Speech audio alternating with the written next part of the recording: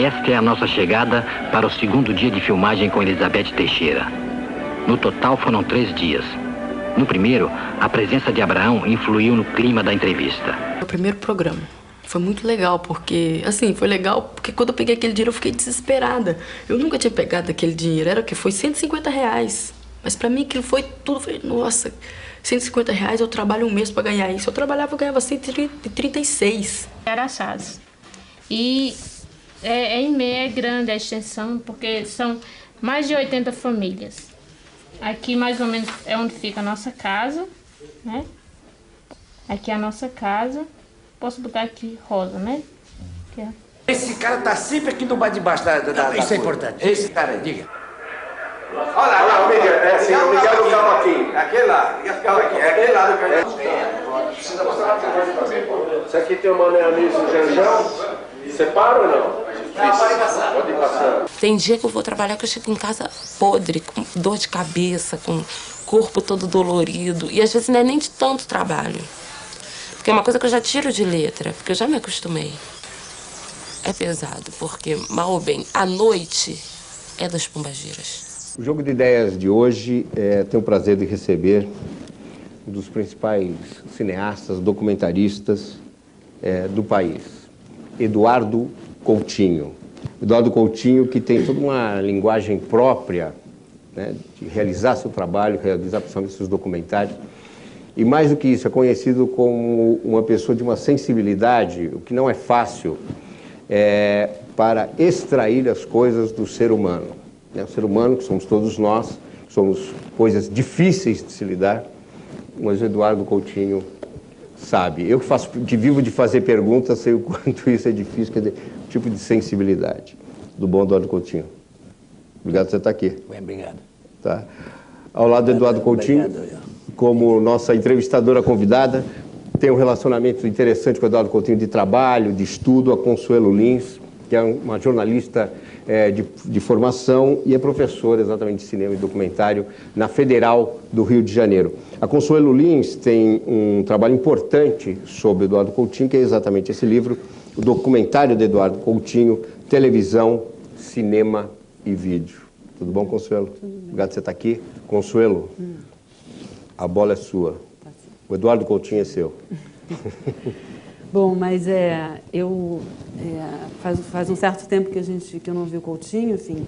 Isso é bom porque uma das coisas que eu tive dificuldade no meu livro foi justamente por a gente ter ser amigo já há um certo tempo e ter trabalhado junto, né? Eu trabalhei em 2 filmes do Coutinho. Quando eu fui fazer as entrevistas para o livro, era difícil, porque era como se ele soubesse que eu sabia tudo o que ele ia dizer e eu não conseguia... Opa! Bom. E acabava sendo uma entrevista meio, né, assim, meio estranha, porque eu perguntava as coisas que era para o livro já, num outro momento, e o Coutinho ficava respondendo com preguiça para mim. Com má vontade, né? Com má vontade. E eu tive porque ela ficou até paranoica, ela achou que e talvez tivesse razão. Que fosse pessoal. Não, mas é difícil essa coisa de fazer isso. E aí eu, na verdade, ainda bem que quando eu comecei, né, quando eu decidi fazer o livro, eu comecei a seguir vários seminários do Coutinho na Fundição Progresso no Rio e gravei quando ele falava de todos os filmes. Então foi esse material, na verdade, que eu usei mais quando tem as citações no livro, né, do que as entrevistas, porque ali foi realmente... Enfim, então até como, né, eu não acompanhei muito o teu último filme, né, o filme Princípio, eu vi numa cópia, né, meio em vídeo, não estava muito bom, enfim. Então, mas eu queria começar por esse filme, até porque eu nunca te perguntei sobre esse filme antes, e fica essa pergunta. Quando apareceu a possibilidade de outro filme, o João Moreira Salles, porque graças a ele, e filmes que eu tenho podido fazer filme quase um atrás do outro, ele me perguntou, estava no final da montagem dos Espiões, eu acho, que filme eu queria fazer. Eu disse para ele duas coisas. Um, que eu queria fazer um filme sem pesquisa, pelo fato de que eu estava fazendo um filme e vinha depois do Peões, onde foi tudo penoso, a pesquisa, a filmagem, tinha uma pesquisa que, na verdade, tinha que ser muito mais longa, 50 personagens filmaram, caíram 30, o Peões foi muito sofrimento. Então eu falei, não vou fazer pesquisa, pô. Isso é um. Segundo, eu tinha feito vários, desde Santo Forte, todos os filmes que eu fiz são filmes urbanos, são filmes da metrópole, né? Favela, um prédio em Copacabana, isso é tudo metrópole. E eu queria fazer um filme sobre o rural. Será que existe ainda? Eu não sabia. Até que ponto existe um rural que é separado do urbano, já que tudo é impuro no Brasil, está tudo misturado, né? Sim. E daí cheguei às cidades lá e vi que tinha uma cidade que é maior, que por isso está no guia, tem cidades que não estão. Então é uma cidade maior chamada Cajazeiras, que tem 50 mil habitantes, tem a universidade, tem um grupo de teatro, Luiz Carlos Vasconcelos veio de lá, enfim, é uma cidade viva nesse ponto maior, e que nessa cidade de Cajazeiras tinha lá um hotel que estava indicado como um hotel tipo, chama de água sulfurosa, até metido... Termo. Sabe? Eu falei, pô... Estação de águas. Eu falei, para começar é ótimo, né? Estação de águas no Nordeste. Então, a gente escolheu o seguinte, nós vamos para Cajazeiras filmar nesse hotel que fica em Cajazeiras. E eu fiz, inclusive, uma passagem, um comentário em tempo real, em João Pessoa, dizendo que a gente ia para Cajazeiras.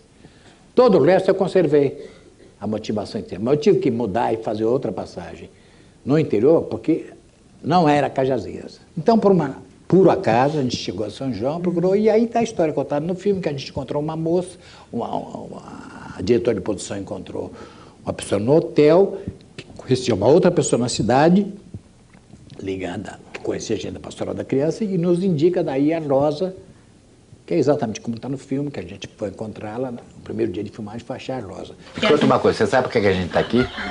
Não sei. Não tem ideia. Ela disse mais ou menos que é para fazer o quê? Uma apresentação no cinema, coisa assim, é? É, a gente está fazendo... Fazendo uma pesquisa, tipo assim, né? Um filme, a gente não vai filmar na Paraíba, nem em São João do Rio Peixe. A gente quer filmar num lugarzinho em São João. Se a gente não achar aqui, a gente vai para Cajazeira. Se não achar, vai para Passagem. A gente quer achar o lugar. Começamos aqui. Mas o fato é que a Rosa foi essencial porque, primeiro, é essa coisa extraordinária de ser uma pessoa entre um mundo e outro, né? Porque na nova geração as pessoas já estão... Tradição, essa coisa, o mundo já está igual ao mundo daqui, entende? As pessoas tomam porra, se matam, droga e tal. E essa menina, que é uma menina católica de moral a Paulo VI, quer dizer, sabe? Casa virgem e tal, mas que ama as tradições e tudo mais assim, ela, ao mesmo tempo, é uma mulher extraordinária, porque ela conseguiu estudar o que é Isso tem várias histórias de que uma mulher conseguiu que o pai deixe a cidade estudar, é uma batalha hercúlea, entende? E ela conseguiu estudar, ela conseguiu que o irmão estudasse para enfermeiro, se formou como enfermeiro, porque tem que ir a Cajazeiras, que é longe e tal, porque o pai diz, não, quem trabalha vai à cidade e vira prostituta, essa coisa é hoje ainda. E ela conseguiu isso e conseguiu, para provar como o nível de diferença em relação a todos os outros jovens que tem lá, ela, com dinheiro, ela aula de alfabetização, dá uma aula no colégio estadual, ela faz teatro com a igreja, vai nas reuniões do Fome, é do conselho do Fome Zero, do conselho gestor do Fome Zero, né? E ela, para ter uma ideia de como ela aprende as coisas, ela com o dinheirinho que ela ganhou, eu acho que deve ser a única casa das 86 que mais encanada é a dela. Como é que se dá essa sensibilidade? Porque todo documentário ele exige, ainda com o momento, alguma coisa forte. Tem a coisa, né, da expressão humana, da coisa ser forte, mas há uma linha muito, muito delicada, que é a linha da expressão, né, do sentimento, do pensamento e do constrangimento. Vou pedir só para você tirar sua blusa do microfone, que você é documentarista, sabe o que acontece. Mas como é que é essa simplicidade, para não ultrapassar a linha, que isso é a questão do tom? Se uma pessoa te diz uma coisa que pode ser, é o caso da garota de programa do Master, que na hora que ela te diz que é garota de programa, etc., você perguntar, você está dizendo isso para mim, mas isso vai ser visto, ainda que pouco visto. Tá... Durante a entrevista você ia falando para mim. Tá. Toda coisa que for estranha que ela me leve, por que você diz isso? Você tem algum interesse em me dizer isso? Se o cara me diz numa entrevista que matou alguém e o crime no trabalho, eu quero saber, por que você me conta isso? Entendeu? Tem que ter uma lógica nisso. Porque está falando comigo é dar a público mais tarde um troço que o cara às vezes esquece que aquilo vai a público e tal. Então tem coisas que você pergunta na hora. E tem coisas que na montagem você... Isto é, quem faz documentário, quem faz ficção é outro problema. Quem faz documentário está sempre na corda bamba, qualquer que seja o seu código de ética. Porque eu não falo de código de ética, a ética não é grande, não. É a código de ética que você tem que ter na vida normal tua, entende? Que significa cortesia, respeito, afeto, sabe? O afeto que você pode dar e tal. Dá licença. Não, mas vai aparecer aonde? Peraí. E se nos Estados Unidos aparecer algum... Não, peraí, tem que me arrumar. Não. Mandar o visual. Você quer pobreza mesmo? Em relação, por exemplo, ao riso, né? Eu acho que, por exemplo, quando acontece isso, as pessoas podiam rir. Às vezes a pessoa pode não se importar na hora de estar falando e achar que não tem problema nenhum, mas se vai no cinema e assiste, as pessoas estão rindo de você naquele momento... O seu drama, né? A coisa muda, né? Então isso, por exemplo, no Edifício Master, que foi um filme onde as pessoas riram muito, né? Essa questão era muito central, assim, de você, a gente ficava meio inquieto às vezes, né? Eu me lembro, assim, de vários debates onde as pessoas ficavam meio... Muita gente ficava indignado quando os outros riam dos personagens, né? Eu me lembro na sessão do Odeon, quando o filme estreou lá no Rio, assim, durante 40 minutos as pessoas gargalhavam, como se você tivesse... não entende por quê.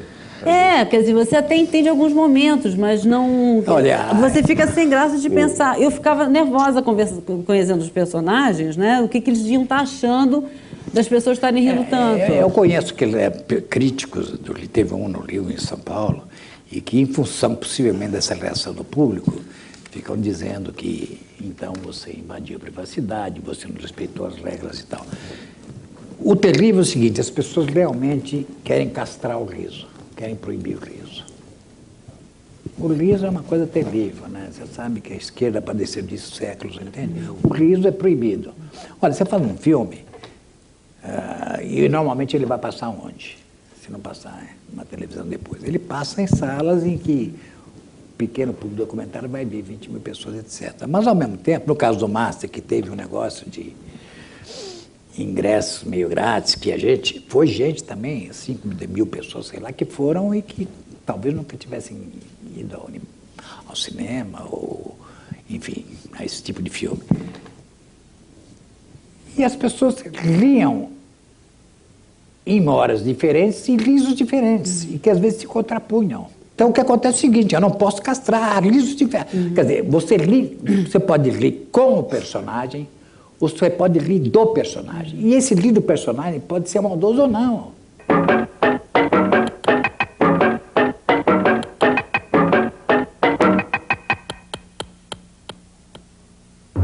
que vocês ganham com isso? Vai ficar se botando esse negócio na nossa cara? É para mostrar como é a vida real de vocês. Para as pessoas verem como é que é. Sabe o que o senhor podia mostrar? Podia mostrar pro colo. Queria que a Consuelo falasse um pouco do livro, porque... para quem gosta de cinema, documentário principalmente, para quem assistiu ao trabalho, tem assistido e vai continuar assistindo o trabalho do Eduardo Coutinho, é um trabalho interessante, ela vai explicar por quê, porque mostra exatamente essa estrutura, né, como é que as coisas são feitas, tem as fotos, muitas das cenas aqui que foram relatadas, né, Consuelo? Eu tentei, assim, tem um fio cronológico, né, digamos, dos filmes, né, e ele muda um pouco, porque toda a parte, quando eu falo dos filmes que eu trabalhei, que foi Babilônia e Edifício Master, tem uma parte muito da produção, da pesquisa do filme, né? Então ele muda um pouco de tom às vezes, mas eu tentei sempre fazer uma reflexão, né, uma análise sobre o filme, assim, e falar muito desse lado prático, né, assim, de como é que, no Edifício Master, por exemplo, da parte da pesquisa, as perguntas que a gente, de uma certa maneira, fazia, enfim, né? Então eu acho que tem uma... tem uma abordagem, né, mais analítica, assim, mas tem uma coisa prática também de tentar ver como é que é o método do Coutinho. Veja bem, o documentário não muda a vida os personagens. O documentário não muda a vida de seus personagens, nem sequer da comunidade que você representa. Salvo casos excepcionais, porque, digamos, o caso da Elizabeth Teixeira, ela era protagonista, tinha um papel político, então acabou mudando a vida dela pelo fato de que ela resgatou seu papel, e em todos os níveis, então voltou a ser mais ou menos o que ela era e tal. Enfim, o problema é que, para mim, essa coisa da conversa é um exercício espiritual de conversão do olhar, de tentar, isso é impossível, mas o fato de ser impossível, não, essa utopia interessa, outras não, de se colocar no lugar do outro, de ver as coisas no lugar do outro. Se é desse lugar que ele fala, eu posso entender que ele diga isso, entende? E acreditar que... Por que as pessoas falam ou não? Porque a necessidade extraordinariamente grande das pessoas serem escutadas, porque a partir disso elas se legitimam, se justificam. No caso da Daniela, que não olha para a câmera, é um pouco disso, e às vezes é mais diluído, mas tem esse lado, entende? E que pode ser que ela nem veja o filme depois, mas ao final de cada entrevista você ia perguntar, a sensação tua se funciona, o jogo, é um jogo, né? É um enorme prazer, entende? Posso perguntar uma coisa? Pode. Por que a gente conversa e não olha para mim? Não porque o que eu esteja dizendo não tenha veracidade, mas porque eu não sei se eu tenho autoconfiança para encará-lo, sem talvez gaguejar ou piscar compulsivamente. Na pesquisa também, você olhava meio de lado assim. Exatamente, eu tenho esse problema. Eu só forço a barra quando, por exemplo, eu vou a uma entrevista de trabalho, ou elas acham que você está mentindo. Ah, você está me olhando nos olhos? Então, você teme, você deve. E como eu não estou temendo nem devendo. Aqui eu não estou devendo, mas eu estou temendo. De repente, está conversando, você diz, você entra na conversa, entendeu?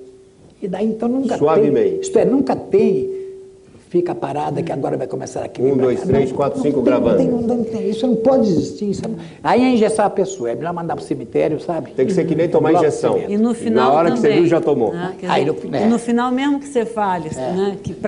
Bom, estava ótimo, coisa e tal, é como se a câmera desligasse, mas a câmera sempre fica. E ali tem momentos super fortes. Quando eu me lembro, né? você diz que terminou, a pessoa não acredita nada. Tá. Isso, aliás, eu uso pouco, porque eu esqueço. Em primeiro lugar, eu esqueço a pauta, eu esqueço tudo. Eu improviso, não. Então, eu só reparei isso, foi no Babilônia, e um pouco no Santo Forte, talvez, não adianta você dizer que terminou. Se você levantar, der os parabéns para a pessoa e tal, aí a pessoa acha que acabou. Alguma. Não, inclusive tem a mulher Janira que, quando eu levanto para ela, o câmera teve que se virar, tirar a câmera do tripé para a mão e ter um ângulo lá, mas conseguiu ser contínuo.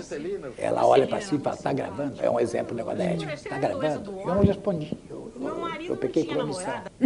Por causa do tempo, aí daí do que ela falou... Porque você tinha... Não, eu daí vou julgar o que ela pode ou não. E daí ela tem um discurso extraordinário sobre a relação homem e mulher. É brincadeira? Minha mãe engomava meu pai, e o homem é da rua. A mulher que é de dentro de casa. Ela engomava, ele vestia, saía pra ia farra. Ia para as mulheres lá fora, na farra. Ela ficava dentro de casa. O que acontece? Quando tem uma pesquisa, ou com pesquisa ou sem pesquisa, eu vou conhecer a pessoa numa hora, as filmagens dificilmente duram mais que uma hora e pouco, né? Às vezes filma a casa, mas a conversa é uma hora e pouco, 1h30 no limite, até logo, e não vejo mais essa pessoa. Essa pessoa, quando entra no filme, é porque virou um personagem.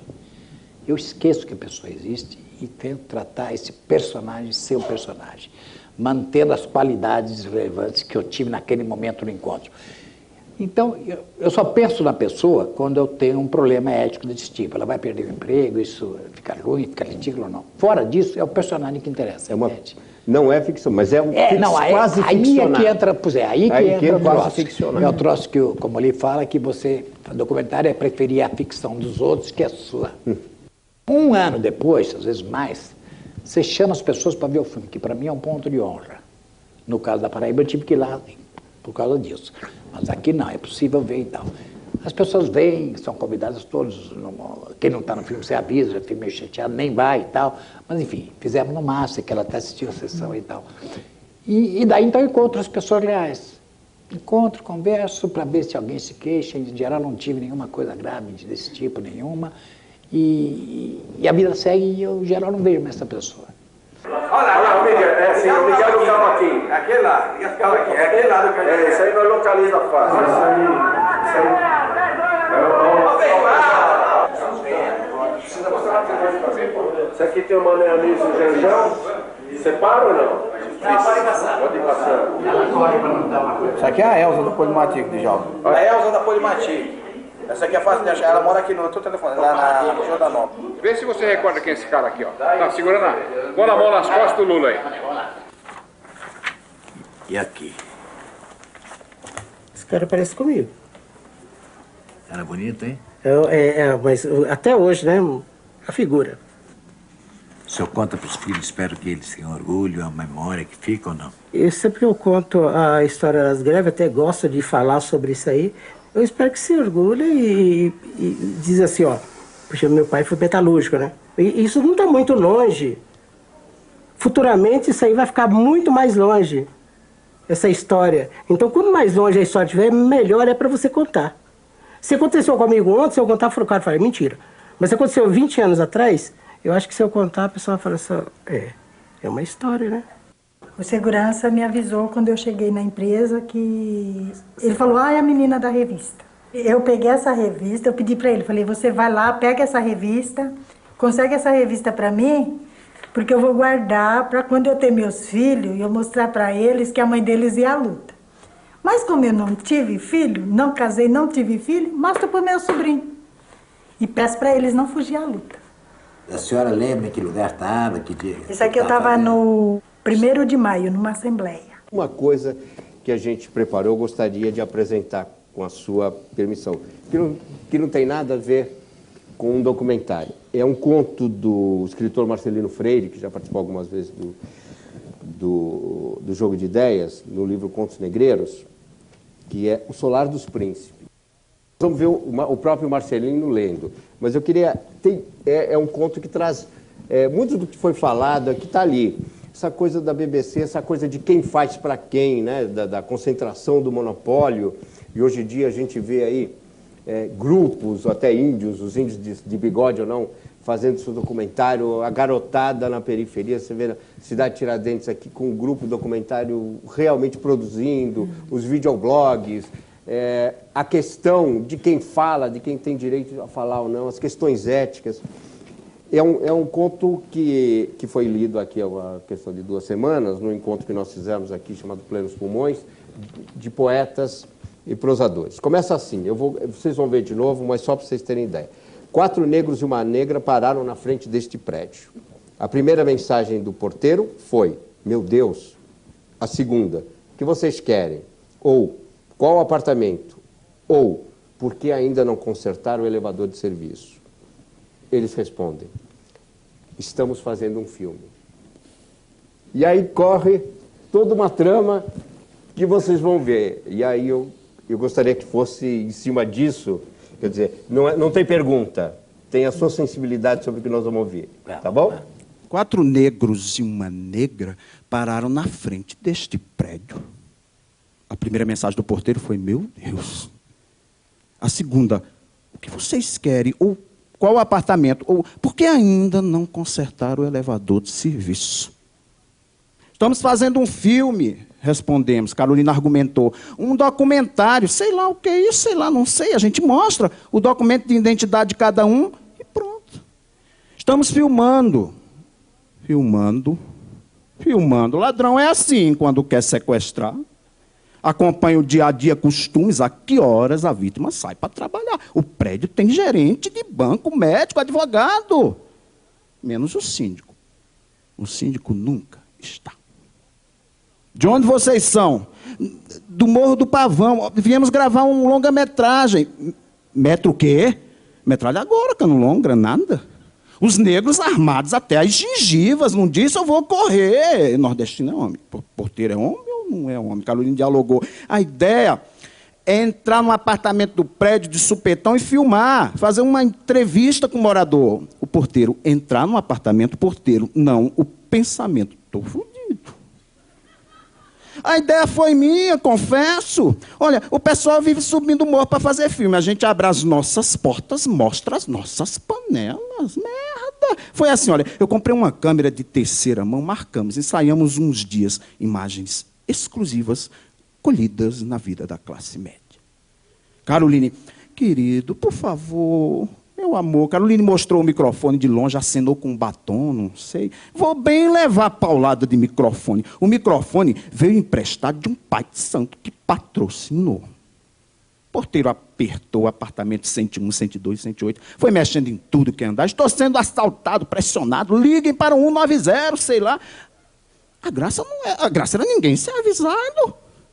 Perde-se a espontaneidade do depoimento. O condômino falar como é viver com carros na garagem, saldo, piscina, computador interligado, dinheiro e sucesso. Festival de Brasília, festival de Gramado. A gente fazendo exibição no telão da escola, no salão de festas do prédio. Não. A gente não só ouve samba, não só ouve bala. Esse porteiro nem parece preto, deixando a gente preso do lado de fora. Temos aí um monte de discussões que ele coloca para um documentarista. Nesse filme. Não, é claro, porque esse é o interessante que eu sempre falo. Você sabe que no cultura americana, do politicamente correto, etc., a partir de uma ideia correta de empoderar as minorias, os gays, os negros e tal, criou-se um tipo de fascismo que é o seguinte: só gay pode fumar gay, sabe? É um negócio, só não pode fumar não, entende? E ao contrário, acho que esse tipo devia ser o seguinte, que houvesse esse empoderamento a partir do seguinte: eu queria que justamente, sei lá, os índios viessem para uma cidade, os camponeses, no centro do campo, viessem filmar o cara da favela fosse filmar num prédio, em classe média, entende? Isso eu acho muito mais rico. Obrigado. Um abraço, espero que você tenha se divertido. O público é que me diz se eles ficaram ou então já está ótimo. Tá bom. Consuelo, muito obrigado. Imagina. Obrigado. Se divertiram? Então, muito obrigado. Obrigado.